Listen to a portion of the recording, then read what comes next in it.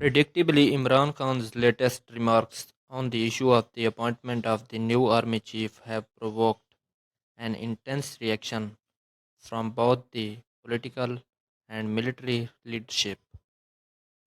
His comments that the ruling parties were afraid that if a strong and patriotic army chief is appointed, then he would ask them about the looted wealth, is seen as an attempt to discredit and undermine the senior leadership of the Pakistan Army.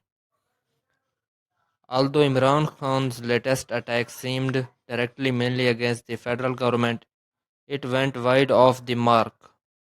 He has not only accused the PDM leadership of trying to bring in an army chief of its own choice, but has also questioned the patriotism of the chief who would be appointed. Such a differentiation would make any future army leadership.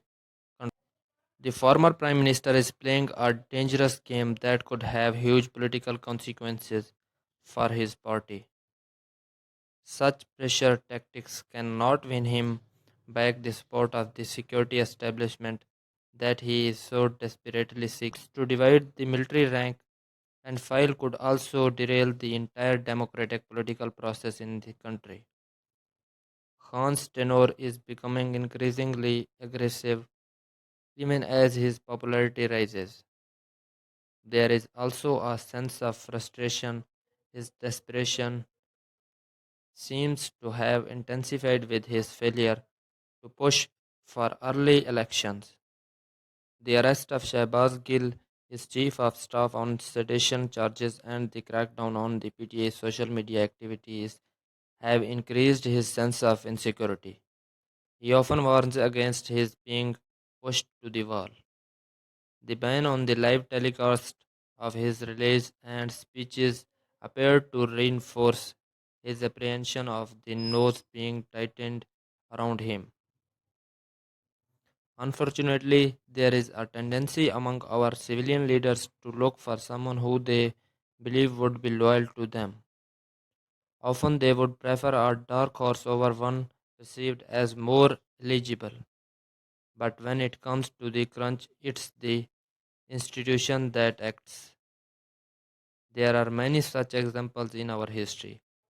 Although, without doubt, one of the finest political minds in Pakistan's history, Zulfikar Ali Bhutto, made the same mistake by choosing General Zia over several senior generals, thinking that he would be loyal to him. The consequences are a part of history.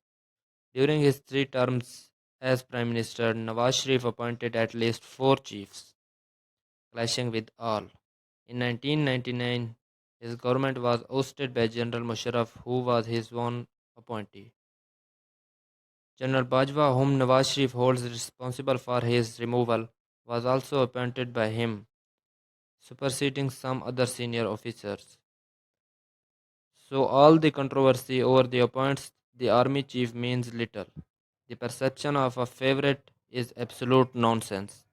The choice has to be from among the 4 or 5 most senior officers who all are supposed to be capable of holding the top.